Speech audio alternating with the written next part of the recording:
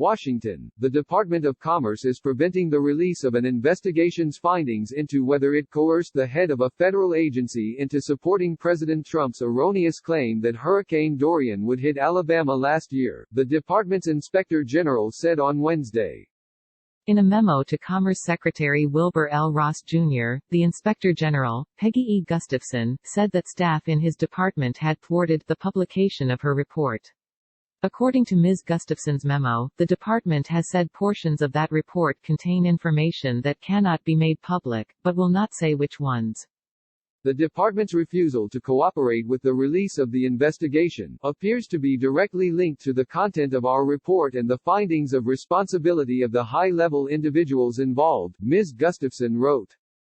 She compared the move to the department vetoing her investigation, a significant statement given that an Inspector General's office is designed to conduct inquiries that are independent from the agency being examined.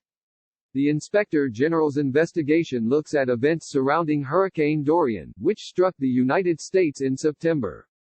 On September 1, Mr. Trump wrote on Twitter that Dorian, which was then approaching the east coast of the United States, would hit Alabama harder than anticipated.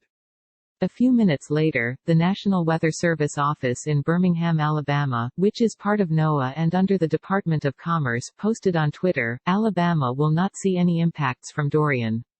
We repeat, no impacts from Hurricane Dorian will be felt across Alabama."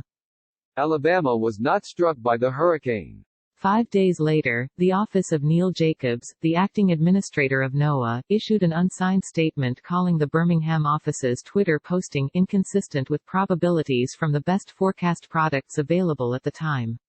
That unsigned statement turned out to be the result of pressure from the White House on Secretary Ross, who oversees NOAA and who threatened to fire the political staff at NOAA unless the contradiction of Mr. Trump was addressed.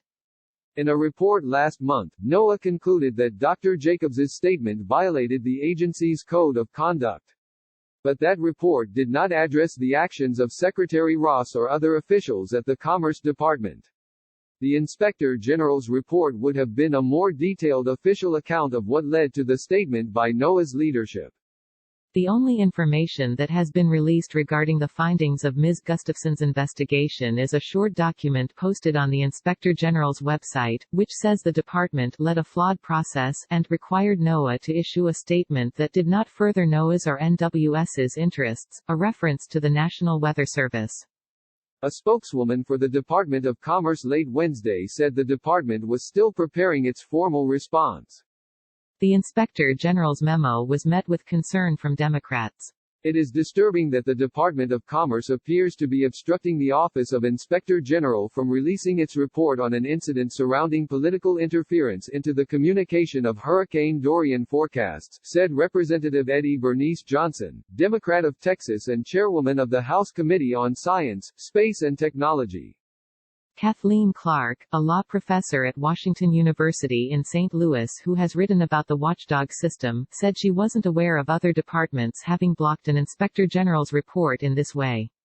Richard L. Revis, a law professor and director of the Institute for Policy Integrity at New York University Law School, said events described in the memo amounted to uncharted waters and reflected a broader pattern of the Trump administration's actions toward inspectors general at other agencies.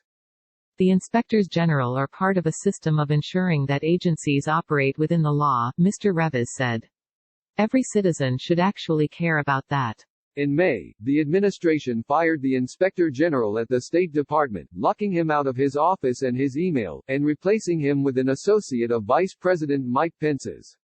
Mr. Trump also fired the Inspector General of the Office of the Director of National Intelligence, and demoted the acting Inspector General for the Defense Department. I think we've been treated very unfairly by inspector generals, the president said in May.